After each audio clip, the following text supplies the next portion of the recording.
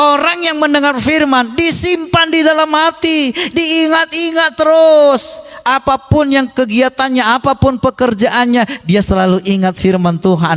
Apapun keputusannya, dia ingat firman Tuhan. Apapun yang dia lakukan, ia ingat firman Tuhan. Dimanapun dia berada, ia ingat firman Tuhan. Di tengah-tengah orang berdosa pun dia berada, dia tetap ingat firman Tuhan. Itu makanya bertumbuh 100 kali lipat. Amin.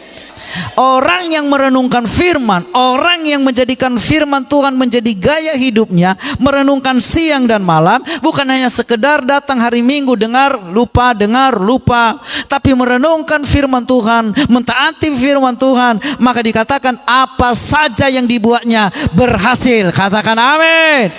Dia mengerjakan ini berhasil, dia kerjakan itu berhasil. Apa saja yang dikerjakannya dibuat Tuhan berhasil. Siapa yang membuat berhasil? Tuhan yang membuat berhasil.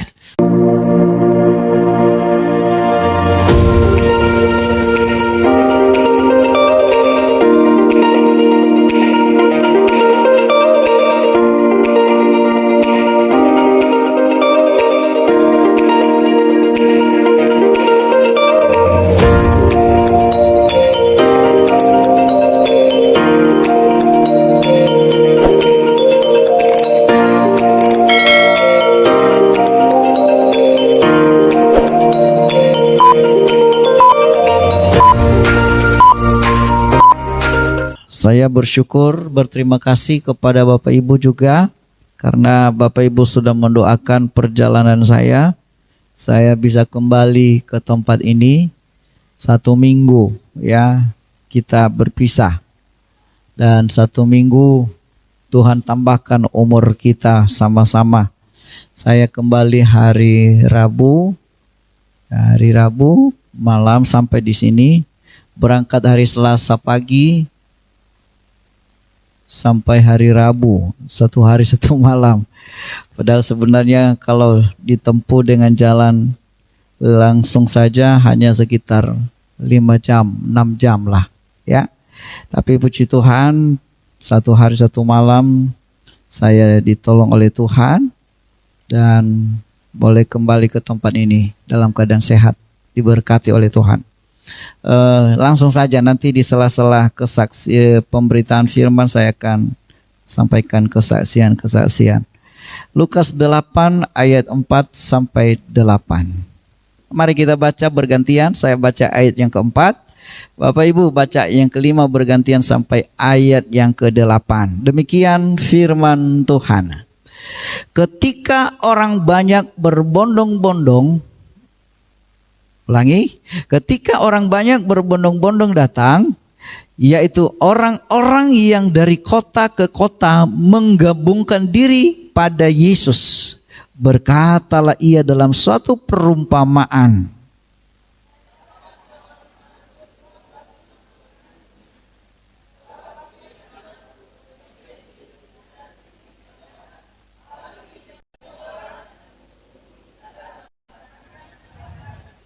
Sebagian jatuh di tanah yang berbatu-batu, dan setelah tumbuh ia menjadi kering karena tidak mendapat air.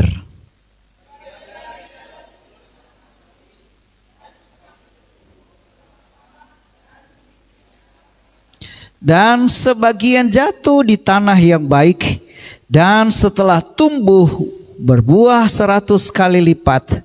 Setelah berkata demikian, Yesus berseru, siapa mempunyai telinga untuk mendengar, hendaklah ia mendengar. Sama-sama katakan amin. Diberkati mereka yang membaca, mendengar, terlebih melakukannya. Bapak Ibu Saudara, lewat pembacaan ini kita melihat pembacaan kita hari ini adalah mengenai perumpamaan Yesus. Tadi pagi juga kami membaca pasal yang sama, hal yang sama, tetapi di buku yang sama. Maksud saya kami baca tadi di dalam Matius, tetapi ceritanya sama mengenai penabur. Bapak Ibu, melalui itu saya memberi judul firman Tuhan ini, 4 jenis tanah. Apa Bapak Ibu? 4 jenis tanah. Tanah itu adalah tempat persemaian, ya. Tanah itu, kualitas tanah akan menentukan hasil yang akan dicapai. Kalau tanah itu tanah yang bagus, subur, maka pasti hasilnya bagus dan baik. Kami hari Sabtu kemarin, bukan hari Sabtu kemarin ya, tapi hari Sabtu minggu lalu, ada seorang teman hamba Tuhan, satu angkatan waktu sekolah di Beji, membawa kami ke satu ladang. Dia memang sangat diberkati hamba Tuhan, seorang hamba Tuhan yang luar biasa. Masih muda, seumuran saya, bahkan umurnya di bawah saya. Ya, tapi dia punya ladang dekat bandara. Wow. Di situ dia tanam banyak pohon. Ada sekitar 4 atau 5 hektar itu ladangnya. Dan itu baru satu tempat. Ada beberapa tempat lagi yang lain. Tapi yang saya saksikan di tempat itu, saudaraku, dia menanam banyak pohon-pohon. Pohon-pohon yang menghasilkan buah. Segala jenis pohon pasti ada. Duku, salak, apalagi ya, rambutan, manggis, mangga, segala macam jenis mangga, durian, segala macam jenis durian ada. Itu hutan pohon-pohon buah-buahan. Ada sekitar 4 atau 5 hektar itu. Luas sekali. Yang lebih menariknya, tanah di sana itu subur-subur. Sering saya katakan ketika saya pulang ke sana, saya melihat subur itu tanahnya, saudara. Subur-subur, tanpa ada pupuk, tidak dipupuk. Semuanya subur sekali. Betul-betul hijau daun, buahnya lebat dan banyak sekali hasilnya. Lalu menarik, kenapa bisa saya katakan menarik? Kenapa tanah di sana subur? Alkitab berkata, orang yang diberkati oleh Tuhan, tanah di tempat di mana dia berada akan diberkati oleh Tuhan. Amin. Kitanya yang diberkati, tapi tanah yang kita pijak itu juga ikut diberkati. Sementara orang yang dikutuk oleh Tuhan, tanahnya juga ikut dikutuk. Makanya saudaraku, kadang-kadang tanpa disadari orang, sebenarnya oranglah yang menjadi penyebab utama kenapa tanahnya tidak diberkati oleh Tuhan. Coba perhatikan dalam Kejadian. Kejadian pasal yang ketiga. Coba perhatikan di sana. Ya. Kalau saudara lihat dalam pasal yang ketiga, ayat yang ke-17. Kita baca sama-sama. Kejadian 3 ayat 17. Ya, kita lihat dulu. Sama-sama kita baca. 1, 2, 3 ya. Lalu firman-Nya kepada manusia itu, karena engkau mendengar perkataan istrimu dan memakan dari buah pohon yang telah kuperintahkan kepadamu, jangan makan daripadanya, maka terkutuk apa? Tanah karena engkau. Dengan bersusah payah engkau akan mencari rezekimu dari tanah seumur hidupmu. Ini akibat dari kesalahan manusia, maka tanah ikut dikutuk. Tidak heran, sekali lagi saya bukan memuji-muji, saya bukan orang sana kok. Tapi saya berkata bahwa tidak heran kalau tanah Minahasa begitu diberkati tanahnya oleh Tuhan. Kenapa saudaraku? Karena siang malam orang memuji menyembah Tuhan. Siang malam ada KKR, ada kebangunan rohani. Siang malam ada ibadah. Minggu lalu saya melayani gereja besar di kota Manado, saudaraku. Tuhan percayakan di gereja pusat. Kalau orang Manado sendiri, hamba-hamba Tuhan Manado saja berkata, disuruh saja berdoa di gereja itu udah syukur Pak. Itu susah untuk melayani di gereja itu. Begitu besar. Ribuan jemaat, saudaraku. Lalu saya melayani di ibadah yang kedua. Ibadah pertama, ibadah kedua, masih sedikit orang. 7 kali ibadah. Ibadah pertama itu jam 5. Saya melayani ibadah kedua jam 7 pagi. Nah, jam 7 pagi. Ya. Dan itu udah rame. Tapi orang bilang ini masih sedikit, Pak. Lalu karena penasaran saya lihat, nanti yang paling banyak itu nanti malam. Itu ribuan orang. Saya datang nanti malam jam 7 malam, saya lihat itu gereja penuh, sesak. Sampai di balkon, semuanya manusia. Entah dari mana itu. 7 kali ibadah. Ya, ibadah pertama masih ratusan orang. Ibadah kedua saya melayani juga masih ratusan orang. Tetapi ibadah yang ketiga jam 10, jam 11, setengah 12, kemudian jam 3 sore, jam 5 sore, jam 7 malam. Kita kalau jam 3 sore udah ngantuk kan? Di sana justru jam 3 sore banyak orang ke gereja. Orang berkata ini jam 3 tadi ini udah penuh dengan manusia entah dari mana. 7 kali ibadah. Saudaraku, kenapa? Tanahnya ikut diberkati. Ladangnya ikut diberkati. Kalau di sana ada takut akan Tuhan, pasti diberkati oleh Tuhan. Katakan amin. Memang tidak selalu berjalan mulus. Kemarin kita mendengar berita setelah kami pulang dari sana, Manado diguyur hujan, banjir, longsor.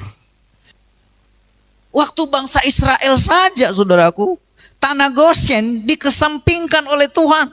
Semua tanah Mesir kena tulah. Tetapi ada tanah Goshen di mana orang-orang Israel tinggal di sana. Itu dikecualikan. Saya mau katakan juga hari ini kepada saudara, orang-orang yang takut akan Tuhan tetap terpelihara oleh Tuhan. Amin. Orang-orang yang takut akan Tuhan, makanya jangan berhenti takut akan Tuhan. Terus menyembah Tuhan, terus beribadah, teruslah menjadi orang yang takut akan Tuhan. Jangan hanya jadi orang Kristen. Kalau Anda jadi sekedar orang Kristen, maka tidak ada bedanya dengan orang-orang yang lain. Perhatikan, dalam ayat yang kita baca ini, seorang penabur melaksanakan tugas menabur. Penabur itu adalah hamba Tuhan. Penabur menyampaikan, benih itu adalah firman Tuhan. Benih yang ditabur itu adalah firman Tuhan. Ladang itu adalah hati setiap orang. Ya, perhatikan baik. Ya, Yesus memakai perumpamaan penabur karena pekerjaan penabur pada waktu itu gampang dilihat. Ya, satu pekerjaan yang umum, orang menabur. Oh, menabur begini caranya. Saudara yang dikasih oleh Tuhan, artinya apa? Dalam Lukas pasal yang ke-8 ini, kata menabur diartikan secara metafora, artinya mengajar, berkhotbah. Ya, menabur artinya menyampaikan pesan firman Tuhan. Dan penabur itu adalah pemberita. Penabur itu adalah pengajar. Penabur itu adalah hamba-hamba Tuhan. Bukan saja hanya pendeta, bisa saja juga ketika kita dengar firman Tuhan dari radio, dari video-video, dari YouTube, itu dalam menabur, saudaraku. Yang tanpa kita sadari bahwa kita sedang ditaburi oleh firman Allah. Nah, benih itu adalah firman Tuhan. Coba baca ayat 11 ya dalam pembacaan kita tadi. Coba ayat dalam Lukas tadi. Lukas berapa tadi? Lukas 8. Ya. Baca ayat yang ke-11. Lukas 8 ayat yang ke-11. Sama-sama kita baca. 1, 2, 3 ya. Inilah arti perumpamaan itu. Benih itu, nah, benih itu adalah firman Allah. Benih yang ditabur itu adalah firman. Ya, yang menabur itu adalah yang menyampaikan firman. Yang menabur itu adalah yang mengkhotbahkan firman Tuhan. Ya. Baru kita lihat benih itu adalah firman. Ada banyak benih. Benih itu sama saja sebenarnya. Tetapi yang menentukan hasilnya atau tidak berhasil, itu sekali lagi kualitas tanahnya. Pertumbuhan benih tidak ditentukan oleh siapa yang menabur. Makanya saudaraku, siapapun yang berkhotbah tidak menentukan pertumbuhan rohani seseorang. Makanya sering saya katakan, jangan mengidolakan pengkhotbah. Jangan mengidolakan manusia. Saudara, menghormati pengkhotbah, menghormati hamba Tuhan itu harus. Tapi jangan sampai Anda mengidolakan. Kenapa? Kalau Anda mengidolakan manusia, suatu saat akan saudara lihat kekurangannya, maka saudara akan kecewa. Ya, namanya manusia tidak luput dari kekurangan. Makanya idola kita bukanlah manusia, idola kita adalah Yesus Kristus Tuhan. Amin. Jangan mengidolakan. Boleh saja seorang hamba Tuhan dia punya karunia-karunia. Dan semua hamba Tuhan tidak ada yang sama karunianya, Bapak Ibu. Ada karunia mengajar, ada karunia melayani, ada karunia mengadakan mujizat, ada karunia mengusir setan, banyak macam-macam. Tidak semua harus sama dan tidak semua hamba Tuhan, pendeta, siapapun, tidak mesti semua punya karunia-karunia itu. Bisa saja hanya karunianya hanya sebagian. Tapi dia adalah hamba Tuhan. Maka kita harus hormati dia sebagai hamba Tuhan. Tapi jangan mengidolakan dia. Amin. Mengidolakan bagaimana? Meniru semua, mulai dari gaya rambutnya, cara jalannya, semua sampai sepatunya kita lihat. Ya, sampai cat rambutnya warna apa, ya, bajunya, semua itu kalau idola itu kita meniru semua apa. Jangan kita mengidolakan manusia. Tapi kalau saudara mengidolakan Tuhan, itu lebih baik. Amin. Mengidolakan Tuhan artinya kita meniru semua perkataannya, sifat-sifatnya, gayanya, semuanya kita tiru dia. Itulah Yesus yang harus kita tiru. Tapi manusia jangan. Nah, pertumbuhan rohani seseorang tidak ditentukan oleh siapa yang menyampaikan firman Tuhan. Dan firman Tuhan apa yang ia sampaikan. Ya, jadi sekali lagi, pertumbuhan rohani saudara tidak ditentukan oleh siapa yang menyampaikan firman. Ada orang bertumbuh rohaninya karena mendengar kesaksian. Nah, seperti tadi kesaksian tadi. Makanya kalau bersaksi, bersaksilah yang bagus. Kenapa? Supaya itu bisa menjadi berkat bagi orang lain. Nah, tetapi yang menjadi faktor pertumbuhan benih itu adalah tanah di mana benih itu ditabur. Ya, nah oleh sebab itu kita akan coba periksa, kita akan lihat. Ada 4. Tanah itu adalah hati kita. Bagaimana kondisi hati kita menentukan kualitas benih yang akan diterima. Yang pertama, coba perhatikan dalam Lukas pasal yang ke-8 tadi, bagian ayat 5 bagian C. Ya, Lukas yang ke-8 ayat yang ke-5 bagian C. Coba kita lihat. Ya, Lukas 8 ayat yang ke-5 bagian C. Mari kita baca. Ya. Pada waktu ia menabur, sama-sama 1 2 3 ya. Pada waktu ia menabur, sebagian benih itu jatuh di pinggir jalan, lalu diinjak orang dan burung-burung di udara memakannya sampai habis. Kualitas pertama, tanah pinggir jalan. Tanah yang pertama itu adalah tanah di pinggir jalan. Pinggir jalan adalah tempat yang sering dilalui orang. Ya. Dan kemungkinan tanah itu keras. Kenapa? Karena sering dilalui, sering dipijak, saudaraku. Dan kemungkinan bisa juga benih yang ditabur diinjak orang. Ketika orang lewat di situ, di pinggir jalan, dipijak, mati. Ya. Pinggir jalan ini menunjukkan pada jalan setapak. Kalau bangsa di Yahudi sana, saudaraku, jalan setapak. Jadi saudaraku, di mana itu sering dipijak, bukan jalan raya ini, jalan setapak, ya, sering dipijak. Ya. Kalau jalan raya bukan dipijak namanya, digilas mobil. Jalan raya. Tapi ini jalan setapak. Makanya dikatakan diinjak orang. Ya, bisa saja jalan melalui desa ke desa, menyambung desa ke desa. Yang jatuh di pinggir jalan, coba perhatikan ayatnya ke-12. Di sini ada penjelasannya, ayat 12. Dijelaskan di situ, ayat yang ke-12. Yang jatuh di pinggir jalan itu ialah orang yang telah mendengar firman Tuhan, kemudian datanglah iblis. Lalu apa? Mengambil firman itu dari dalam hati mereka. supaya mereka jangan percaya dan diselamatkan. Pinggir jalan itu adalah suasana hati orang yang mendengar firman. Dia tubuhnya ada di situ dengar firman, tapi hatinya melayang-layang. Kiranya kemana-mana. Dengar memang firman Tuhan, tapi hatinya memang mendengar, tapi datang iblis. Diambil itu benih-benih. Makanya saudaraku, kadang ketika kita dengar firman Tuhan, ada firman Tuhan yang keras kan. Kadang-kadang iblis bicara di telinga kita. Itu kau itu begini. Kau gak usah percaya itu firman Tuhan. Iblis itu. Kenapa iblis mau mencurinya? Supaya kita jangan percaya. Supaya kita tidak diselamatkan, supaya kita tidak diberkati. Makanya iblis berbisik di dalam hati kita, membuat hati kita menjadi keras. Iblis datang mengambil firman itu dari dalam hati kita. Itu sebabnya Bapak Ibu hati-hati ketika Anda dengar firman Tuhan.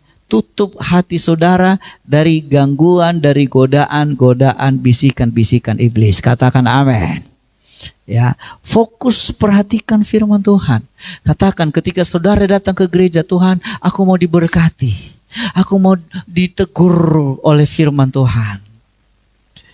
Ya. Saudara pilih yang mana? Bapak yang suka menegur saudara atau bapak yang jarang menegur saudara atau tidak menegur saudara? Saudara pilih yang mana? Bapak yang mana menurut saudara yang baik? Orang tua yang baik selalu, kalau ia mengasihi anaknya, ia selalu menegur anak itu. Itu adalah bapak yang baik. Tapi terkadang Bapak Ibu, ketika bapak menegur kita, bapak menemplak kita dengan firman, kita mengeraskan hati. Aku gak mau dengar firman Tuhan. Itu sebenarnya bukan dari diri saudara. Hati saudara sebenarnya terbuka lebar. Tetapi datang iblis mencuri benih-benih firman Tuhan itu supaya Anda tidak percaya.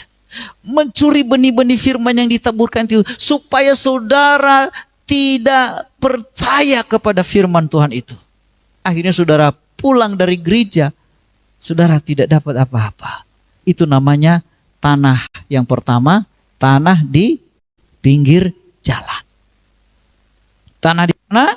Pinggir jalan. Pinggir jalan adalah hati yang keras. Pijak-pijak orang. Pinggir jalan adalah hati yang keras, hati yang menolak firman. Itu adalah pinggir jalan. Hati manusia yang menolak itu adalah diumpamakan oleh Yesus, hati di pinggir jalan. Coba baca Amsal 28 ayat 14. Amsal 28 ayat 14. Sudah? Amsal 28 ayat 14. Berbahagialah orang yang senantiasa takut akan Tuhan, tetapi orang mengeraskan hatinya akan jatuh ke dalam malapetaka. Jangan keraskan hati. Coba bilang sebelah saudara, jangan keraskan hatimu ya. Haleluya. Boleh minta air minum lah? Halo. Jangan keraskan hati, katakan amin. Orang yang mengeraskan hati, kata firman Tuhan apa? Jatuh ke dalam malapetaka. Makanya jangan keraskan hati saudara. Biarkanlah Roh Kudus melembutkan hati saudara. Ya, supaya saudara segera firman Tuhan yang kita dengar, kita bisa terima dan kita bisa diberkati oleh Tuhan. Amin. Matius pasal 13 ayat 15. Matius 13. Matius 13 ayat 15. Ya. Ada satu lagi. Sebab hati bangsa ini telah menebal, keras, dan telinganya berat mendengar. Sampaikan firman Tuhan, nggak mau dengar. Disampaikan teguran, dia keraskan hati. Dan matanya melekat tertutup, supaya jangan mereka melihat dengan matanya dan mendengar dengan telinganya dan mengerti dengan hatinya, lalu berbalik sehingga aku menyembuhkan mereka. Perhatikan, ini sebenarnya Tuhan sudah janjikan kesembuhan bagi bangsa itu. Tetapi dikatakan bangsa ini menebal hatinya, telinganya berat mendengar, matanya melekat tertutup, modom sudah.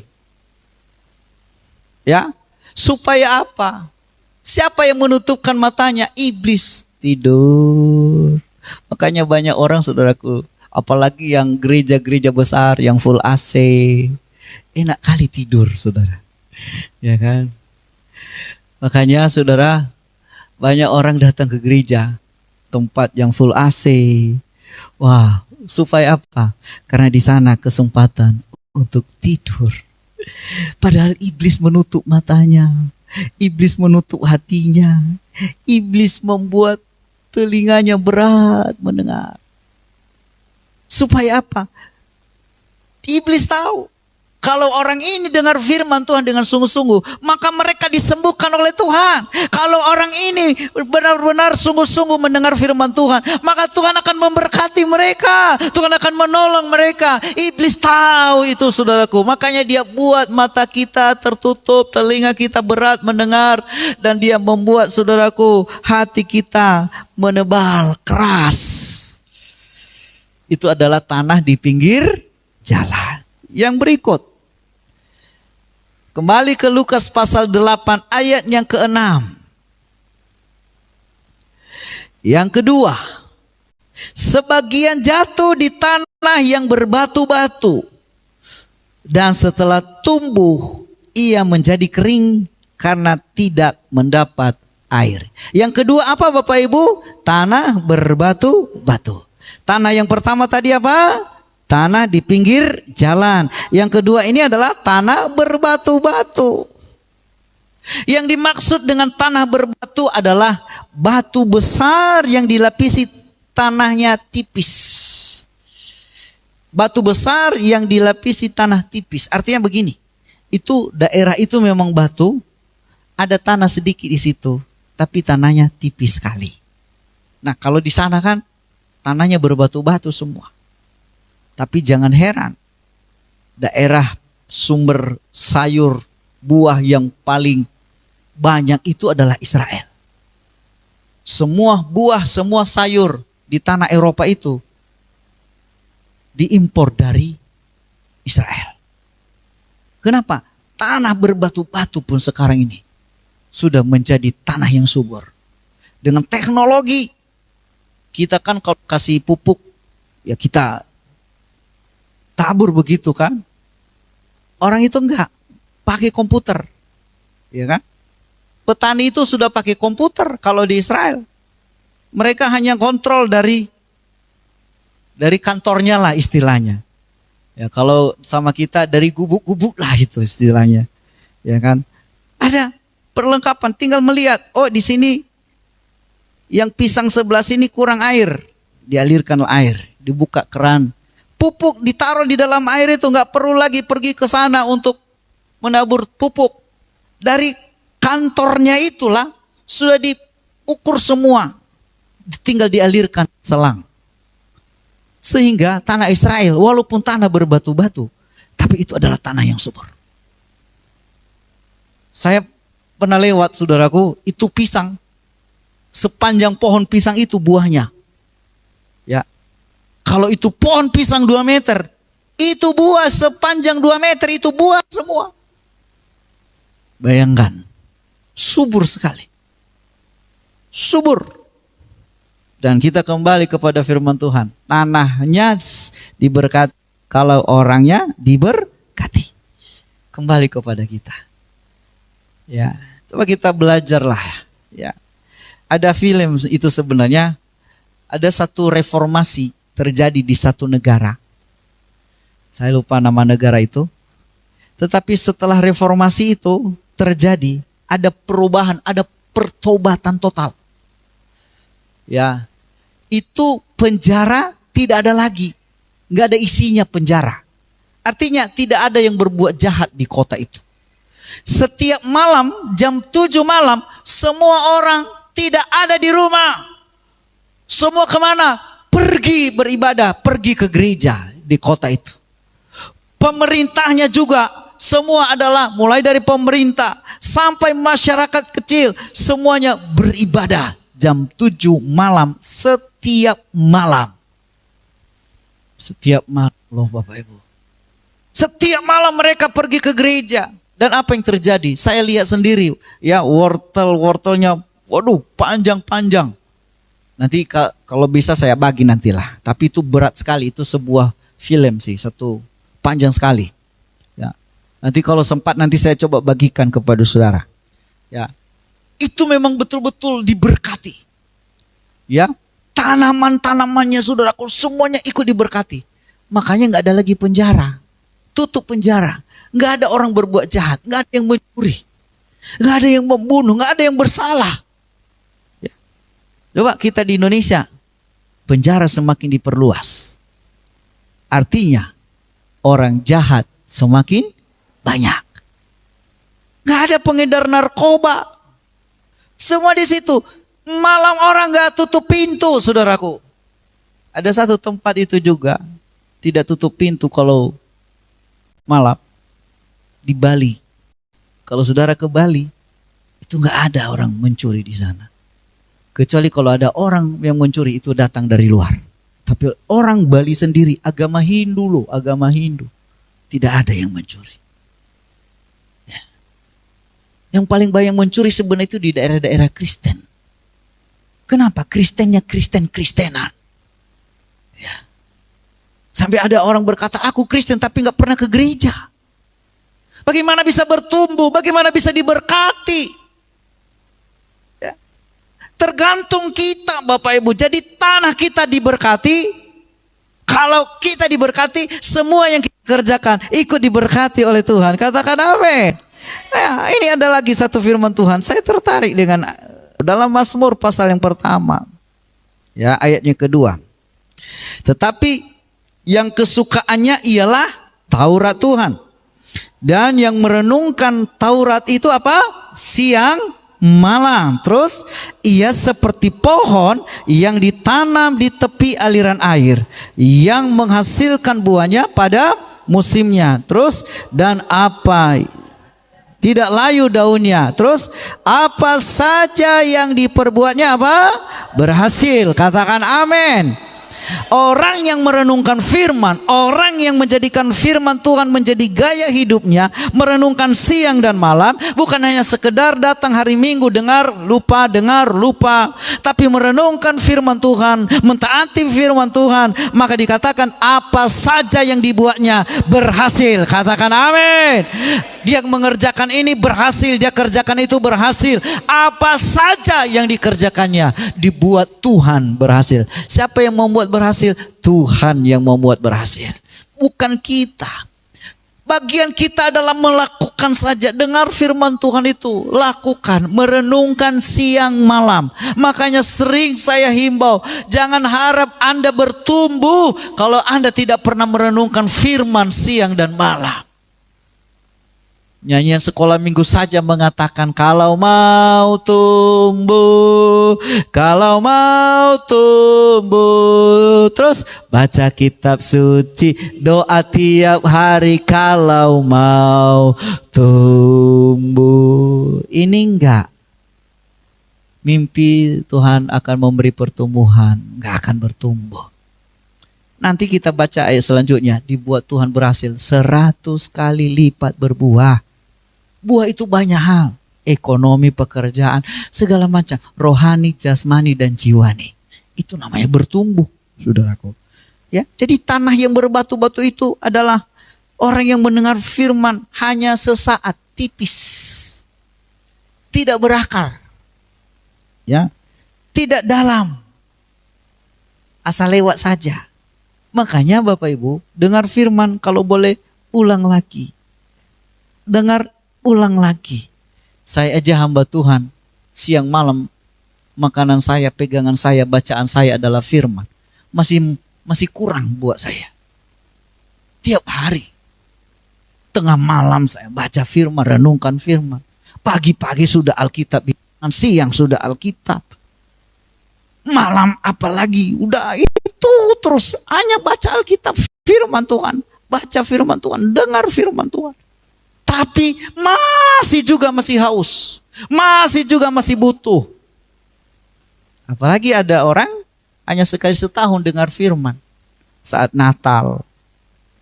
Bagaimana bisa bertumbuh? Ya, dengar tapi tipis, tidak berakar, tidak dalam. Saya mau tanya, firman Tuhan minggu lalu apa dulu? Coba. Hah? Menembus kemustahilan. Saya nggak tahu, saya nggak dengar. 2 minggu lalu dikasih hadiah. Ada yang tahu 2 minggu lalu? 2 minggu lalu siapa yang khotbah? Saya yang khotbah ya, 2 minggu lalu. Oke. Ada yang masih ingat 2 minggu lalu apa khotbahnya? Minggu lalu masih, ya oke lah, masih didengar. Hah? Ayatnya mana ayatnya? Hah? Nanti kita lihat lagi videonya ya. 2 minggu lalu di Facebook ya. Begitukah? Itu artinya begini Bapak Ibu.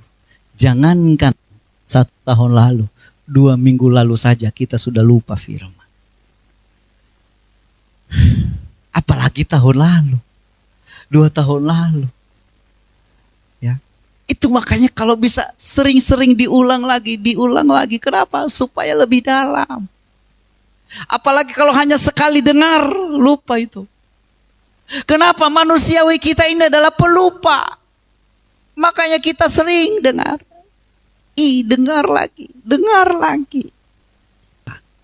Supaya apa? Kita semakin mengerti. Oh, itu maksud Tuhan, itu rencana Tuhan.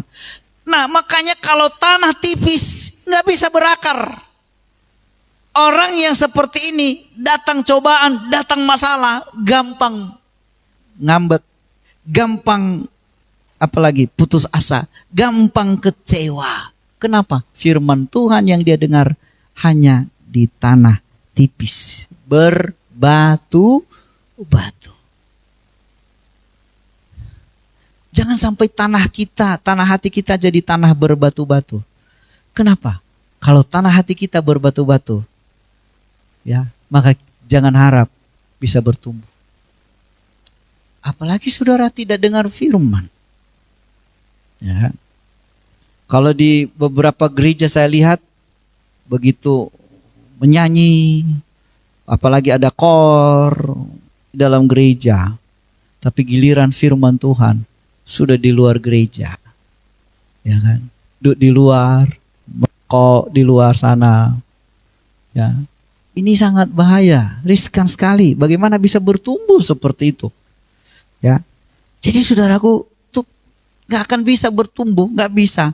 Makanya ulang lagi kesalahan yang sama, terus ulang lagi, kesalahan lagi, itu lagi kesalahannya. Gak akan naik-naik, gak bertumbuh, ya. Nah, oleh sebab itu Bapak Ibu, jangan sampai kita memiliki tanah yang berbatu-batu. Tanah berbatu-batu juga bisa dikondisikan, yaitu kondisi hatinya tidak mampu mengerti, tidak memahami firman, tipis tanahnya, sehingga gampang lupa. Harus diingatkan lagi, ada firman Tuhan. Iya, kalau dia terima diingatkan. Kalau dia nggak mau terima diingatkan, emangnya kau udah jadi pendeta saja kau, katanya. Bahaya begitu. Mesti ditegur. Nah, kadang-kadang untuk menegur ada melalui manusia, ada melalui alam, dan kadang-kadang Tuhan tegur melalui penyakit, melalui situasi, keadaan, kondisi, kecelakaan kah, kerusakan kah, kerugian kah, ketidakberuntungan kah, ya, itu semuanya Tuhan tegur. Firman Tuhan hanya menjadi pengetahuan bagi dia, ya, hanya memuaskan mendengar. Apalagi kalau khotbahnya saudaraku diselingi dengan canda, ketawa, lawak-lawak. Itu dia suka. Tapi firman itu belum tertanam. Ya. Coba baca ayat 2 Timotius pasal 4 ayat 3. 2 Timotius 4 ayat 3. 2 Timotius 4 ayat 3. Ayat, sudah dapat? Kita baca 1, 2, 3. Ya, karena akan datang waktunya orang tidak dapat lagi menerima apa? Ajaran sehat. Terus, tetapi mereka akan mengumpulkan guru-guru menurut kehendaknya untuk memuaskan apa Bapak Ibu? Telinganya. Saya mau katakan Bapak Ibu, kalau hanya kita tertarik datang beribadah hanya karena kita tertawa-tertawa, puas, hanya karena lawakan-lawakan pendeta, gak ada isinya, kosong. Itu yang dikatakan oleh ayat ini. Akan ada waktunya. Ya, karena akan datang waktunya. Orang tidak mau lagi mendengar ajaran sehat. Nggak mau lagi mendengar firman Tuhan yang disampaikan dengan benar. Tetapi mereka mengumpulkan guru-guru menurut kehendaknya. Makanya saudaraku sekarang ini ada modal. Dirikan gereja. Siapkan alat musik. Panggil pendeta menurut kehendaknya. Begitu sekarang. Dan ini penggenapan firman Tuhan ini. Tapi saya mau katakan kepada saudara sebagai gembala. Kalau ada orang seperti itu, jangan ikut kepada mereka. Katakan amin. Kenapa? Itu menyesatkan. Hanya untuk memuaskan telinga. Nah coba perhatikan. Maunya supaya yang baik-baik, baik-baik saja. Kalau ditegur firman Tuhan yang keras, mereka nggak mau.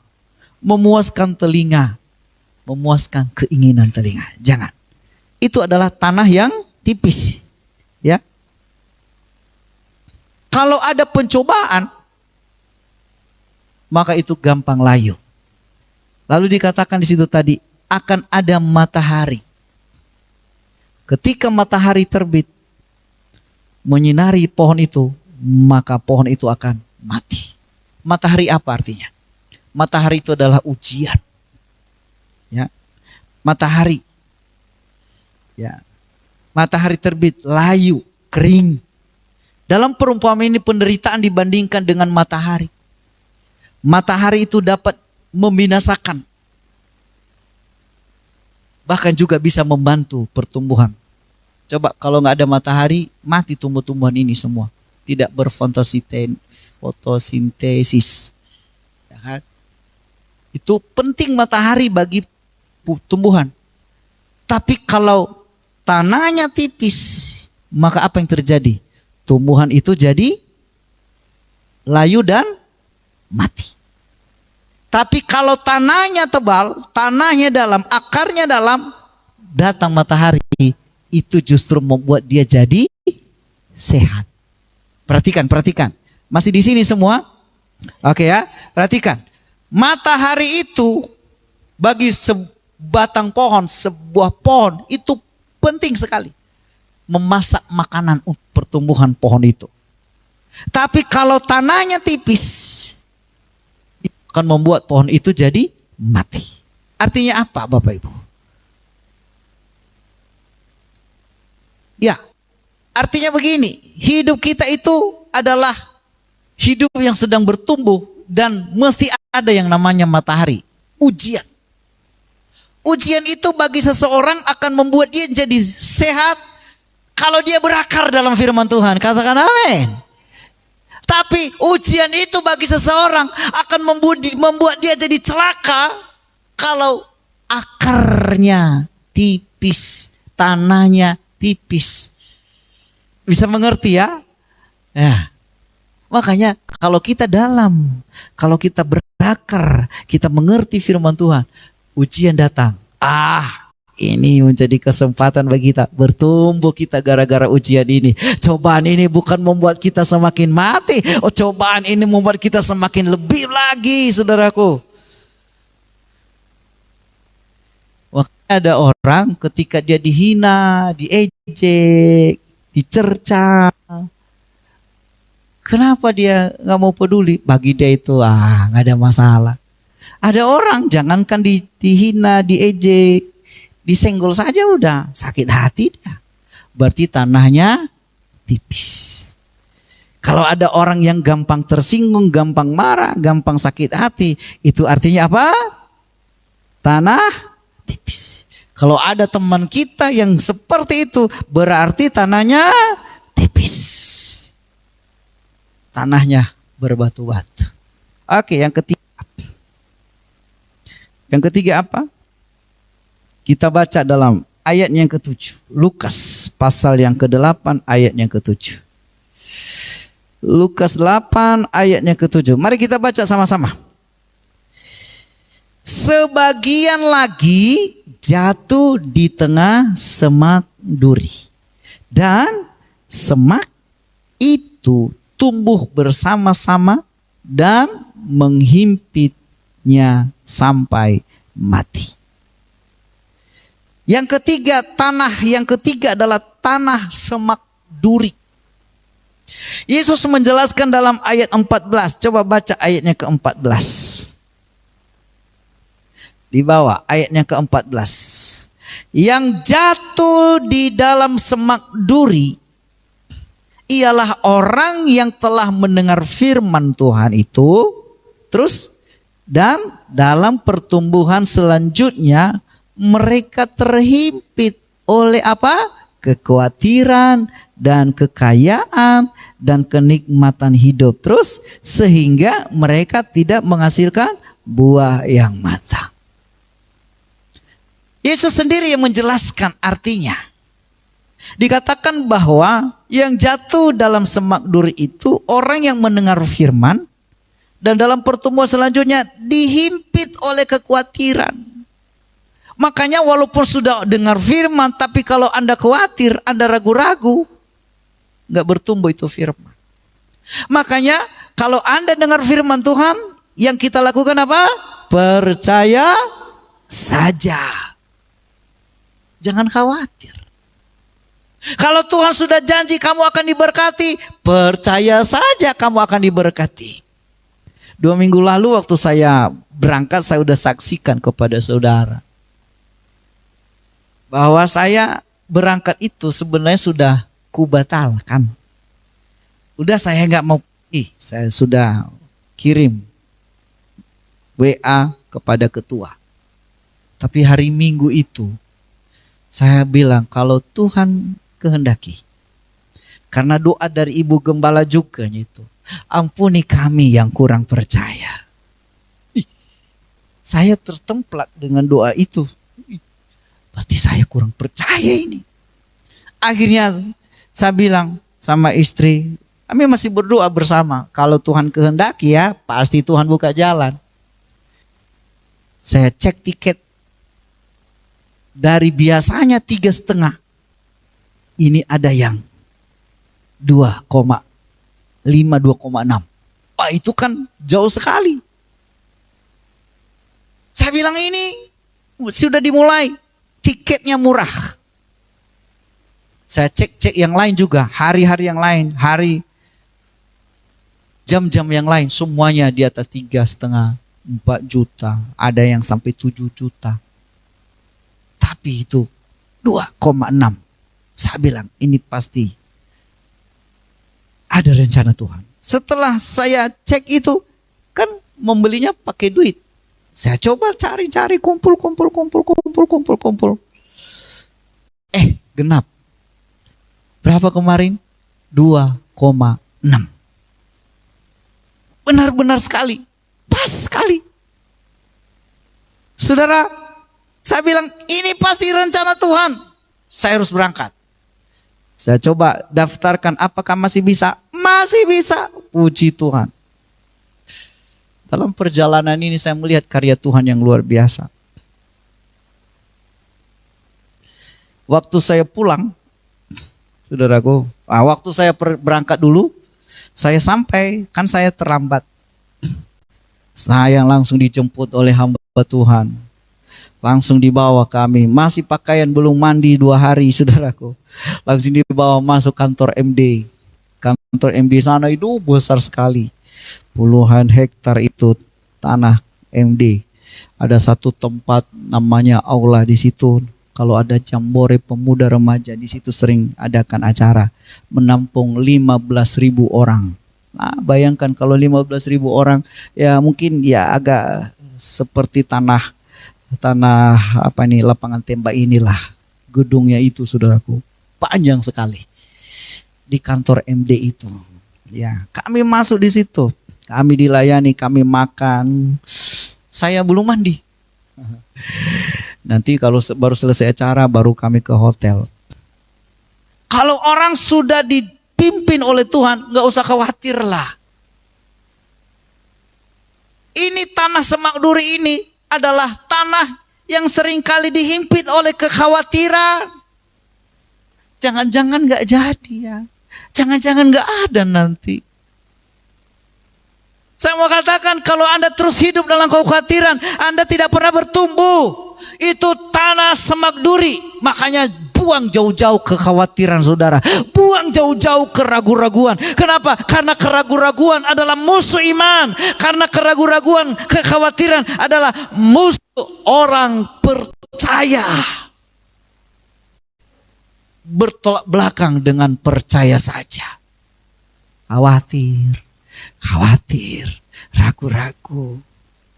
Itu dihimpit. Coba baca baik-baik ini ya. Yang jatuh di tanah Semak Duri itulah orang yang mendengar firman Tuhan. Hari ini Anda dibakar semangat saudara, iman saudara. Tetapi dalam selanjutnya, pertumbuhan selanjutnya, berarti ada kelang waktu. Ia terhimpit oleh kekhawatiran, kekayaan dunia, kenikmatan hidup. Digoda oleh kenikmatan. Makanya tidak sedikit ada orang jatuh karena kenikmatan. Nikmatnya hanya beberapa menit, jatuhnya, waduh, bertahun-tahun bahkan seumur hidup. Malunya itu.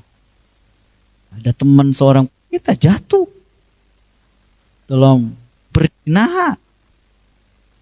Ya, nikmatnya hanya berapa menit. Tapi malunya seumur hidup, bahkan seluruh keluarga, bahkan pelayanan juga dipindahkan. Kenapa bisa begitu? Karena dihimpit oleh kenikmatan hidup. Makanya saudaraku, kadang-kadang kita udah dengar firman, tapi dihimpit karena kenikmatan. Ini lebih nikmat ini. Ini kekayaan, ini kaya kita dibuatnya. Ini banyak rezeki di sini. Makanya saudaraku, apapun ceritanya, jangan kerja hari Minggu lah. Katakan amin. Anda tidak pernah kaya-kaya kalau kerja hari Minggu. Tidak akan membuat saudara kaya kalau Anda terus kerja hari Minggu juga saudara kerja. Yakinlah.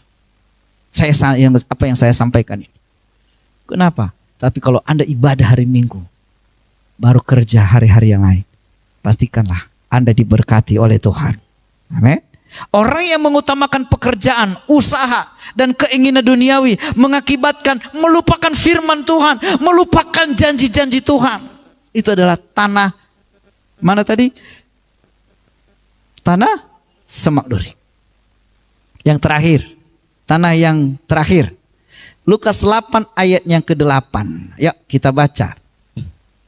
Lukas 8 ayat yang ke-8.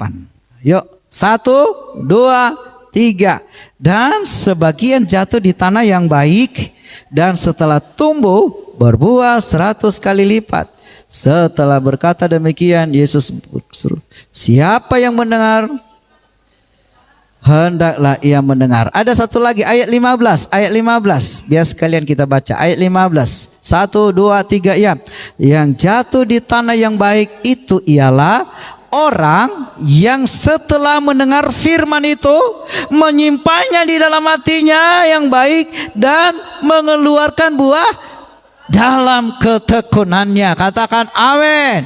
Orang yang mendengar firman disimpan di dalam hati, diingat-ingat terus. Apapun yang kegiatannya, apapun pekerjaannya, dia selalu ingat firman Tuhan. Apapun keputusannya, dia ingat firman Tuhan. Apapun yang dia lakukan, ia ingat firman Tuhan. Dimanapun dia berada, ia ingat firman Tuhan. Di tengah-tengah orang berdosa pun dia berada, dia tetap ingat firman Tuhan. Itu makanya bertumbuh 100 kali lipat. Amin.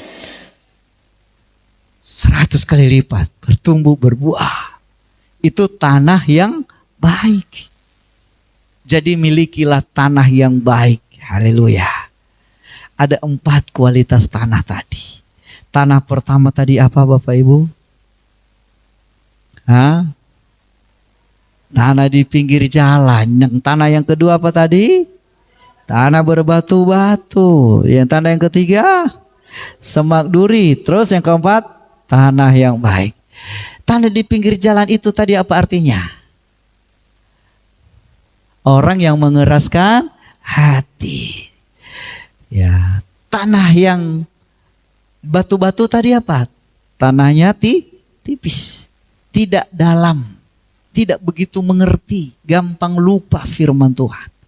Dan tanah yang semak duri apa tadi? Dihimpit oleh kekhawatiran, kekayaan dunia, kenikmatan hidup. Jangan khawatir, karena itu musuh iman. Tapi tanah yang baik adalah tanah yang mendengar firman, kemudian dia simpan dalam hati, kemudian apa? Mengeluarkan buah dalam ketekunan. Tekun itu kenapa? Terus menerus. Terus menerus. Itu tekun. Terus menerus. Didengar, lakukan. Dengar, lakukan. Percayalah, Anda akan bertumbuh dalam pengeringan saudara kepada Tuhan.